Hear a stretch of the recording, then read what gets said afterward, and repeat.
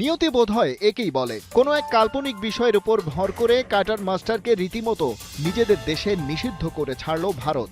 এমন এক সময়ে উঠল উত্তাল সেই ঢেউ যখন ক্যালেন্ডারের পাতা গড়ালো ফেলানী হত্যার 15 বছরে। দুই দেশের জাতীয়তাবাদ কেউ কাউরে ছাড় দিতে নারাজ, কিন্তু কূটনীতি পাড়া তখন কমিয়ে আনার চেষ্টা করছে দুই দেশের শীতলতা।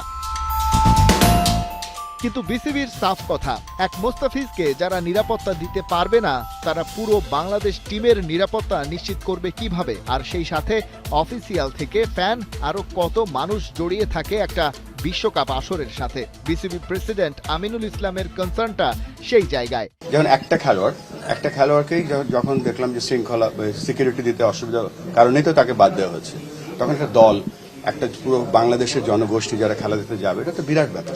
পূর্বেও কিন্তু সিকিউরিটির কারণে বিভিন্ন এই ধরনের ইভেন্ট হয়েছে এবং আপনারা জানেন যে হাইব্রিড বিশ্বকাপ যে হচ্ছে সেটার মূল কারণটাই কিন্তু সিকিউরিটি। সো আমরা আশা করছি যে আমরা যে আমাদের রিজনগুলো আছে সেগুলো আমরা এস্টাবলিশ করতে পারি। চ্যাম্পিয়ন্স ট্রফি হয়েছিল তখন ইন্ডিয়া পাকিস্তানে যায়নি এবং পাকিস্তানও কিন্তু গত কয়েকটা বিশ্বকাপ খেলতে ইন্ডিয়াতে আসেনি। সো আমরাও আশা করছি যে আমরা একটা সঠিক অ্যান্সার পাবো। চিঠি পাল্টা চিঠি আর আলোচনার টেবিল থেকে এখন পর্যন্ত যেসব তথ্য পাওয়া যাচ্ছে তাতে পরিষ্কার, ভারতের বিপক্ষে এবারে টি-20 বিশ্বকাপ না খেলার সিদ্ধান্তে অনড় বিসিবি। কিন্তু আইসিসি কি বাংলাদেশের পক্ষে কথা বলবে?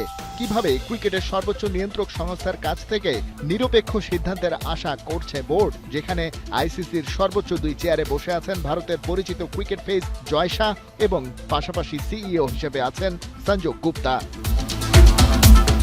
তবে টানেলের ওই পারে আসার আলো কিছুটা হলেও দেখা যাচ্ছে, কারণ বিশ্বকাপে বাংলাদেশের ম্যাচগুলো ভারতে না হলে তাতে বড়সড় কোনো ক্ষতির সম্ভাবনা তাদের নেই।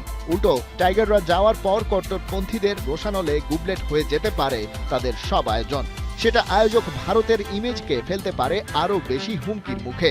আইসিসিও সেই ঝুঁকি হয়তো নিতেই চাইবে না। এদিকে বাংলাদেশের হাতেও ভারতে গিয়ে বিশ্বকাপ খেলার বিপক্ষে যথেষ্ট যুক্তি আছে, আর এখন কেবল সেগুলোই তুলে ধরতে হবে আইসিসির সামনে। 2-1 দিনের মধ্যেই বিসিবির তরফ থেকে সেই চিঠি যাচ্ছে ইন্টারন্যাশনাল ক্রিকেট কাউন্সিলের টেবিলে। খালিদ জামিল, একাত্তর।